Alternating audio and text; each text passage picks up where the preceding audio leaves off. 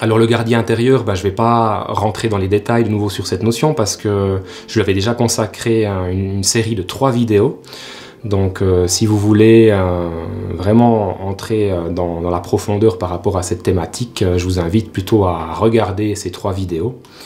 Ce qui va nous intéresser dans cette vidéo-ci, c'est plutôt faire le parallèle avec l'ego et voir en quoi ces deux notions, donc l'ego et le gardien intérieur, bien qu'elles soient intimement liées, sont différentes. Ce n'est pas du tout la même chose. Alors, donc je vais commencer par l'ego et je vais apporter un peu plus d'explication, une définition un peu plus complète de l'ego que je l'ai fait dans mes autres vidéos. La plupart du temps, je survole cette notion d'ego parce que je préfère développer des autres thématiques qui sont plus ou moins en rapport avec elle. Mais là, je me dis que c'est l'occasion d'approfondir un petit peu ce thème de l'ego, lui donner une définition un peu plus précise que d'habitude. Parce que c'est une notion qui est très importante quand on est dans une démarche spirituelle ou quand on est plus simplement, on va dire, dans une démarche de développement personnel, plus psychologique. On s'intéresse à cette notion d'ego et puis c'est important de bien la comprendre. Moi, j'ai une approche qui est inspirée par les traditions anciennes. Donc la façon que j'ai d'aborder l'ego, elle est en lien avec ces traditions anciennes. Donc elle peut s'opposer d'une certaine manière avec la définition qu'en fait la psychologie moderne ou même le New Age. Donc par parti pris, je vais vous donner une définition en rapport avec ces anciennes traditions, notamment les traditions d'Orient. Alors dans la tradition orientale, plus précisément l'hindouisme, il y a un mot sanskrit que vous avez peut-être déjà entendu, c'est Ahamkara ou Ahankara, qui veut dire la conscience individuelle ou l'esprit individuel. Et par raccourci, on associe l'Ahamkara à l'ego, mais en fait, c'est pas tout à fait juste. Je vais vous expliquer la petite nuance qu'il y a, la petite différence qu'il y a. Alors, par rapport à cette conscience individuelle, cet esprit individuel, c'est la même chose. Quand je dis conscience ou esprit individuel, c'est exactement la même chose. Chaque être humain en est doté à la naissance. Donc il y a au centre de la tête, au niveau de la glande pinéale, cette conscience individuelle qui nous permet, vous et moi, de faire l'expérience de la réalité, du monde manifesté, de notre présence dans cet espace, dans l'univers, qui nous permet de nous sentir directement concernés via le système nerveux, mais aussi nos sens plus subtils, énergétiques, par les phénomènes que l'on va capter. Par exemple, le système nerveux me permet de capter des phénomènes via les portes sensorielles qui vont directement arriver au niveau de cette conscience individuelle qui va pouvoir, au travers du mental, les analyser, par exemple. Et au travers de la conscience individuelle, de les ressentir également, de les éprouver, de les observer. Maintenant, l'ego par rapport à cette conscience individuelle. Si vous voulez, comme je suis doté d'une conscience individuelle et que je suis directement concerné par les phénomènes de ma réalité directe, on va dire ça comme ça, ça va créer une impression que cette présence ici est en quelque sorte séparée du monde extérieur, séparée des autres personnes, des autres formes de conscience qui, elles, vont capter des autres phénomènes puisqu'elles sont dotées d'une autre conscience individuelle.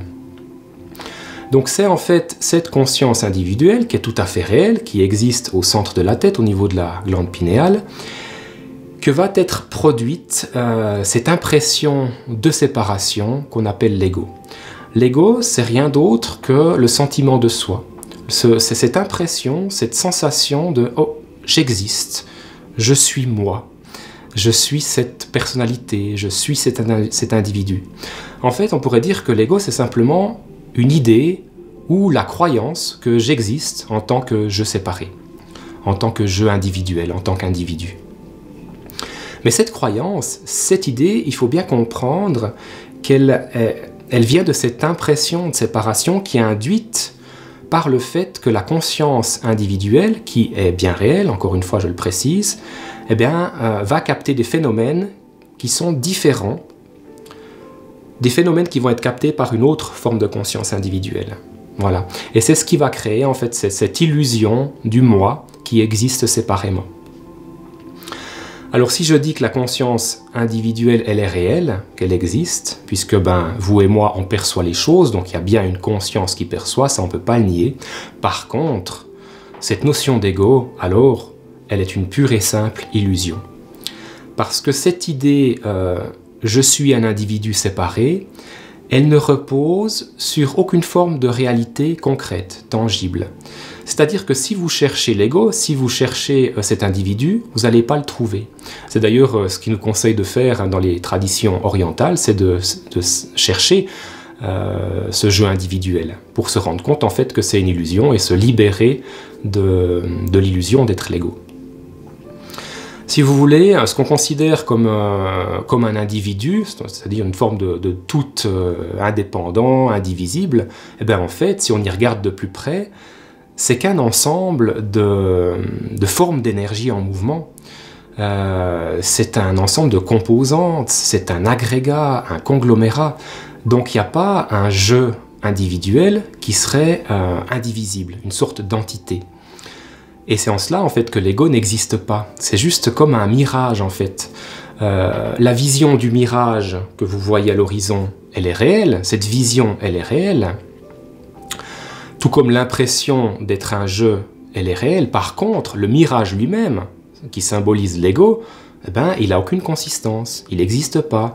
C'est-à-dire que vous changez d'angle de vue, vous observez les choses avec un autre positionnement, et hop, le mirage, il s'évapore. C'est la même chose pour l'ego. Dès que vous cherchez l'ego, il disparaît. Donc cette impression d'être un jeu, elle s'évanouit.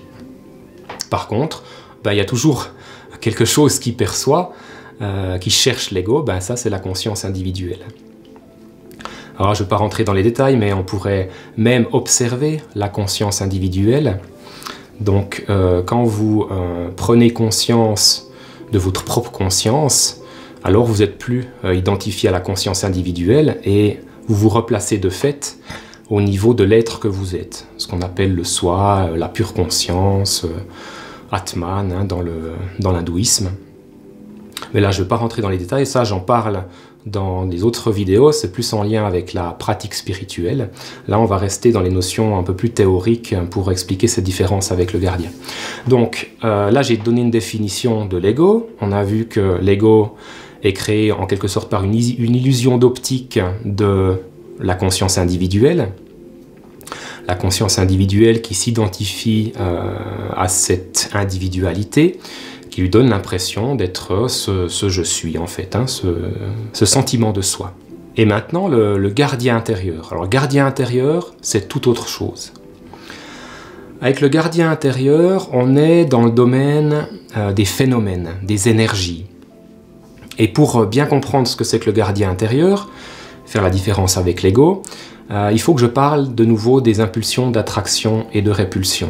Alors les impulsions d'attraction et de répulsion, on les retrouve dans tout le domaine du vivant. On les retrouve dans une bactérie, on les retrouve dans les micro-organismes, on les retrouve dans les mammifères, on les retrouve à l'œuvre dans les plantes, et bien sûr à l'intérieur de nous. Ces impulsions d'attraction et de répulsion, elles sont ce qu'on pourrait assimiler à l'instinct de survie. Elles régissent tout le vivant et puis elles lui permettent en fait de préserver sa nature et puis aussi de la perpétrer au travers de la procréation. Ce sont des impulsions aussi qui régissent toute notre vie physiologique, par exemple l'attraction et la répulsion, vous la retrouvez au niveau des cellules, les cellules assimilent, elles éliminent, vous les retrouvez à un échelon un petit peu plus grand au niveau du cœur avec la diastole, la systole, attraction-répulsion du sang, et vous les retrouvez aussi par exemple au niveau de la respiration, à une échelle encore un petit peu plus grande. Donc vous inspirez l'air, attraction, et puis vous repoussez l'air hors des poumons, c'est la répulsion. Voilà, donc ces impulsions d'attraction et de répulsion en tant que telles, elles ne sont pas négatives du tout, au contraire, elles participent à l'ordre naturel des choses, donc si elles n'étaient pas là, on ne pourrait pas vivre dans cette matière, on ne pourrait pas en faire l'expérience. Et par contre, ces impulsions d'attraction et de répulsion, elles vont devenir corrompues ou elles vont devenir nuisibles, je pourrais plutôt dire les choses comme ça, quand elles vont infiltrer, imprégner la dimension mentale, qui est intimement liée à la conscience individuelle, et qu'elles vont chercher, je disais que c'était l'instinct de survie, hein, et qu'elles vont chercher à assurer la survie de l'ego. Et là, en fait, elles deviennent complètement inutiles, et tout ce qui est inutile, finalement, ça devient nuisible et destructeur, parce qu'elles vont être mises au service de la défense de ce sentiment de soi, qui est une illusion. Donc, en fait, elles vont être utilisées pour éviter qu'on soit menacé dans cette identité à laquelle on s'identifie, en fait, qu'est l'ego. Et le gardien, pour dire les choses le plus clairement possible, ce sont ces impulsions d'attraction et de répulsion à l'œuvre au niveau du mental. Voilà, donc c'est le gardien, en fait, c'est cet instinct de survie qui va être mis au service de la défense de ce sentiment illusoire d'être un jeu individuel, d'être un ego. Voilà. Et le gardien, ce gardien intérieur, si vous le rapprochez du diable des traditions, ben vous n'êtes pas loin de la vérité. Le diable des traditions, hein, c'est la connaissance du bien et du mal. Le gardien, au travers de la psyché, il est constamment dans un fonctionnement binaire. Donc, il y a le bien d'un côté et puis il y a le mal de l'autre. Il y a ce qu'on aime, il y a ce qu'on n'aime pas. Mais ces impulsions contraires, elles ne sont pas liées à l'épanouissement de notre physiologie, à l'épanouissement de notre âme. Elles sont uniquement liées, comme je le disais, à cette défense du faux moi. Et donc, quand on est identifié à ce faux moi, quand la conscience individuelle s'identifie à cet ego, ben on va dépenser quantité d'énergie, parce que les impulsions d'attraction et de répulsion, c'est l'énergie, pour défendre quelque chose qui n'existe pas. Et c'est en cela que c'est complètement inutile et que c'est destructeur, parce que quand on focalise l'attention dans une direction finalement qui n'apporte rien, puisque c'est basé sur une illusion, eh ben, on évite, on s'empêche d'utiliser l'énergie, de la mettre au service de l'épanouissement de l'âme. Donc c'est comme si ces impulsions d'attraction et de répulsion, qui sont à la base tout à fait naturelles et qui participent à l'épanouissement de l'âme, allaient être déviées et corrompues par le mental, qui va chercher à défendre l'ego, encore une fois. Voilà, donc le gardien, je disais qu'il est complètement réel, parce que ces impulsions d'attraction et de répulsion, au niveau mental, eh ben, c'est des pensées, c'est des croyances, c'est des mécanismes de défense. Donc tout ça, ça appartient au domaine des phénomènes, donc c'est quelque chose qu'on peut percevoir à l'intérieur de soi. La conscience individuelle, elle peut mettre l'attention sur ces impulsions d'attraction et de répulsion, tous ces mouvements au niveau du mental. C'est tout un système de croyances en fait qu'on a mis en place pour éviter de vivre une dévalorisation de ce sentiment de moi, pour éviter que l'identité à laquelle on s'identifie, ce moi que l'on croit être, eh ben, en vienne à être diminué, malmené, dégradé sur le plan de l'image de soi. Dans la psychologie, ce qui correspondrait le plus au gardien intérieur, c'est ce qu'on appelle la structure psychique. Alors peut-être vous le savez, hein, il y a des distinctions au niveau de la structure psychique. On peut être soit dans une dominante de structure névrotique, soit de structure psychotique, soit de structure perverse. Il y a encore un quatrième état, l'état limite, borderline. Et ben ça, pour moi, ça équivaut au gardien. C'est un ensemble de mécanismes de fonctionnement, mécanismes de défense, de stratégies qu'on a mis en place pour défendre cette identité.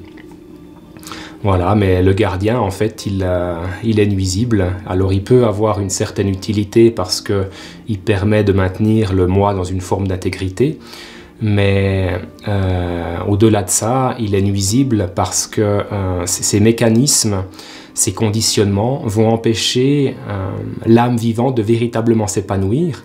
Parce que ce gardien, en fait, en croyant bien faire, puisqu'il cherche à protéger l'intégrité de l'identité, il va empêcher aussi toutes les expériences qui permettraient à l'âme de s'épanouir.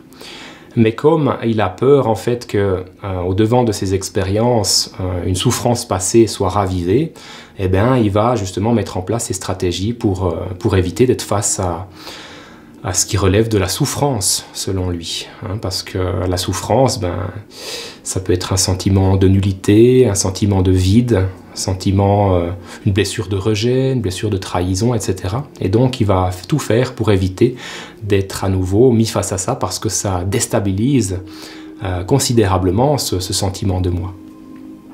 Donc à un moment donné, dans la quête spirituelle, on doit apprendre à reconnaître l'influence de ce gardien à l'intérieur de soi et apprendre à le maîtriser aussi, évidemment sans le rejeter, parce que si on le rejette, on est de nouveau influencé par les impulsions d'attraction et de repulsion, les impulsions de répulsion en l'occurrence, et donc on reste sous l'influence de ce gardien en croyant, en cherchant à s'en libérer en fait.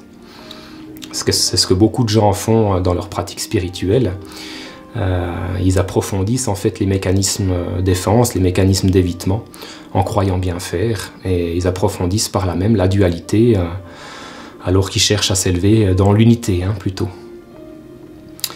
Et le gardien, donc quand je disais qu'il est réel au niveau des systèmes de croyances, qui sont des pensées, donc qui sont des phénomènes très subtils à l'intérieur de soi, on l'observe aussi de façon beaucoup plus physique dans le corps, au travers des crispations, des tensions.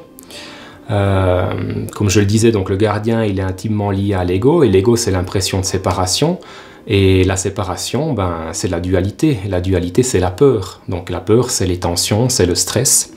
Donc le gardien, il se manifeste dans le corps par les tensions. Donc c'est quelque chose, encore une fois, qui s'observe tout à fait bien. Celui-là, par contre, à la différence de l'ego, le gardien, on peut l'observer, on peut le conscientiser, on peut le ressentir. Alors que l'ego, lui, c'est comme ce mirage. Dès qu'on cherche à l'appréhender, à le saisir, il disparaît, il s'évanouit. Voilà, je ne vais pas développer davantage, je pense que c'est déjà presque un peu trop complexe la façon dont j'ai abordé les choses. J'espère néanmoins que ces définitions pourront vous apporter quelque chose d'utile, que cette différence entre l'ego et le gardien intérieur sera un petit peu plus claire pour vous maintenant. Si toutefois quelque chose qui ne devait pas être clair, n'hésitez pas à poser des questions dans les commentaires, ça donnera peut-être lieu à de nouvelles vidéos. Voilà, en tout cas merci pour votre écoute et puis je vous dis à très bientôt.